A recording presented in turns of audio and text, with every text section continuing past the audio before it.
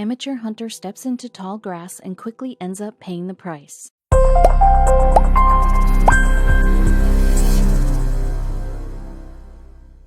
You should never walk in the woods alone. Even the most experienced hunters and woodsmen aren't immune to the dangers of the great outdoors, and one wrong move can mean the difference between life and death.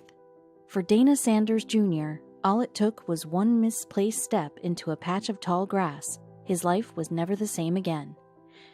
It began on a cool September day as Dana and his father, Dana Sanders Sr., readied themselves for an afternoon in the woods. Bow season was upon them in Mississippi, and Dana and his dad already had the perfect hunting spot picked out. Nestled in the Sanders family farm in Claiborne County was a brand new food plot, the perfect lure for any unsuspecting deer in search of a bite. Hanging a stand in the nearby trees would almost certainly guarantee them a successful trip. The archers made a beeline for the tree line, and within just a few minutes their stand was mounted and ready to go. But there was a problem. Several trees and branches were now blocking a clear shot at the field. And so, with pole saw in hand, Dana began trimming the shooting lane as his father looked on from above. All the while, Dana made sure not to trip over the piles of discarded brush that sat scattered along the edge of the plot. After an hour's work, Dana had just one branch to go. He eagerly took a step forward, not bothering to look at the tall grass growing alongside particularly large brush pile. Then he felt it. The strike was quick, violent, delivering a sensation unlike any other to his left leg. Then the pain hit. Stumbling from the brush, Dana quickly rolled up his pant leg. He could only stare at the sight. Just above his boot were two fang marks, deep, set about 1 inch apart. As blood began to pour from the wounds, Dana knew he needed to act quickly and headed right back toward the brush pile. Pain surging through his leg, Dana eased back into the brush, desperate to identify the snake that bit him in order to determine what kind of anti-venom he'd need. Sure enough, his attacker lay curled just a few yards away, and it was huge. It was a 6-foot-long timber rattlesnake, one of the largest and deadliest snakes in North America. Its venom was now coursing through Dana's veins. A few errant branches in his shooting lane had now become the least of his worries. Dana Sr. quickly helped his son to their truck and gunned it for the nearest hospital some 30 minutes away. The pain in Dana's leg had grown so severe that even his right one began to tremble. Though even in his agony, a startling realization occurred to him. The hospital wouldn't have any antivenom. As a former volunteer fireman, Dana knew that the antivenom was kept at a location across town, meaning that someone would have to bring it to the hospital. And so, through the pain, Dana managed to call 911 to let the ER know he was coming. An ambulance met Dana halfway, and by the time he reached the hospital, it felt like a steamroller had run over him.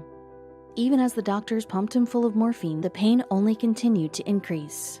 The swelling was just as bad, and after just a few hours, it spread all the way up to his hip. Doctors even had to remove 2-inch sections of rotten tissue from his leg to prevent the venom from doing serious damage. Fortunately, after 12 vials of antivenom, the swelling began to subside, and the painkillers soon began to work their magic. Dana was released just 3 days later, though his fateful misstep could cost him more than just some lost time in the hospital. In the literal sense, Dana's treatment didn't come cheap. Between the dozen vials of the antivenom and high doses of heavy pain meds, Dana walked away with a whopping $440,000 in medical bills, though that was nothing compared to the physical costs. For 4 months afterwards, Dana experienced a constant nagging pain in his lower leg, almost as sharp as the initial bite itself. Even now, some 6 years later, he still feels the effects. Where I got bit, my doctor told me it will always be a big nasty sore place. It's just a big spot that always tingles, Dana told Clarion Ledger. I've got to wear those diabetic socks. I can't wear a typical sock on that leg and probably never will again. The fluid just goes there. Dana still kicks himself over the life-changing incident. A first for the 49-year-old. A career wetlands consultant, Dana maintains that he knew better than to step somewhere without looking first. I let my guard down when I normally wouldn't. In this case, I threw caution to the wind, and there he was. It just took one time, Dana shared. It's something I'm going to have to deal with and live with from now on. it'll never go away. Unfortunately, venomous snakes aren't the only dangerous reptiles to look out for in the US. In a place as sunny and laid back as Florida, no one would expect one of nature's most dangerous predators to be lurking just within arm's reach. And we're not talking alligators. Meet the Burmese python. The biggest of these beasts can reach a length of 23 feet and weigh over 160 pounds. They will eat anything, from mice to adult deer, and as of a couple of decades ago, nobody in Florida even knew about them. As their name suggests, the reptiles are native to Asia's tropics, but they were running wild all over the Everglades. Scientists theorize that following the destruction of Hurricane Andrew, pythons escaped from a zoo and bred like wildfire. Frank Mazzotti didn't know quite where the snakes came from, but he was determined to stop them from spreading into densely populated areas like Miami. The biologist swore to throw everything in the kitchen sink at them, but would that be enough? Everglades locals tried all kinds of tricks to root out the serpents.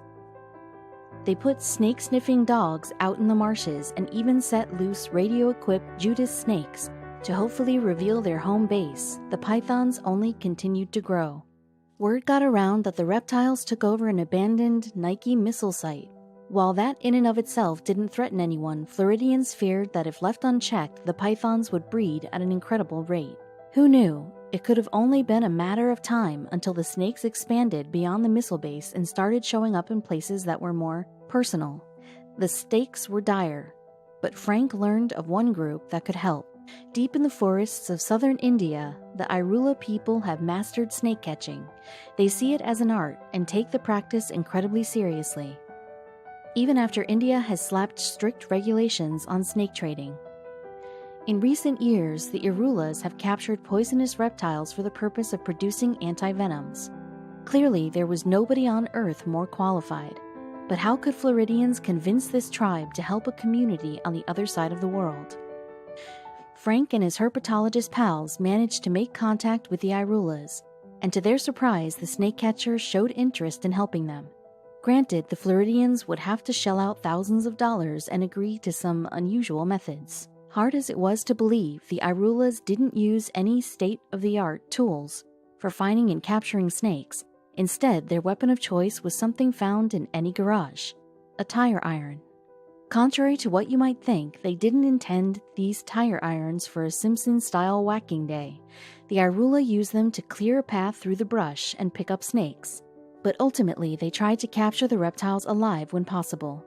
So Frank welcomed the best Irula hunters, Masi Sadayan and Vadivil Gopal, to the Everglades. While both men were in their 50s, they were at the top of their game, but the Floridians got nervous when the Irulas said they'd never before hunted snakes so large. However, Masi and Vadivil smiled when they shared this fact. They were eager for the challenge, the chance to put their skills to the ultimate test.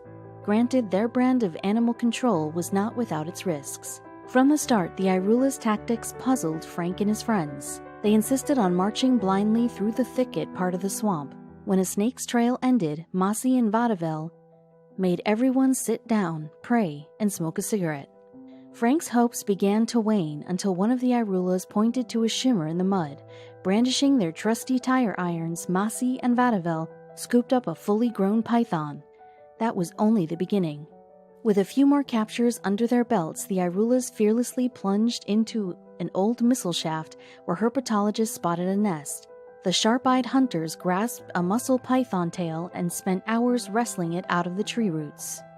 In that one afternoon, the hunters pulled out 4 monstrous pythons from the overgrown missile shaft.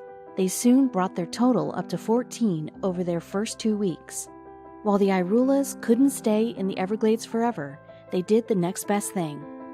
Masi and Vadivil shared their wisdom with the local wildlife management team, which could never have located these pythons with conventional techniques. The Irula's knowledge could stem the invasion, so the Floridians wanted to give them something in return. Besides paying the Irulas over $4,000 per python, the Floridians wanted to give them the real American experience. In between expeditions, they watched NFL games and ate hot dogs at Arbiter's, their favorite greasy spoon. After a month, the Irulas returned to India feeling invigorated by the hunt of their lives. The Floridians knew that they were quite fortunate to find experts to turn back the snake invasion, but of course it wasn't always possible to have heroes on hand.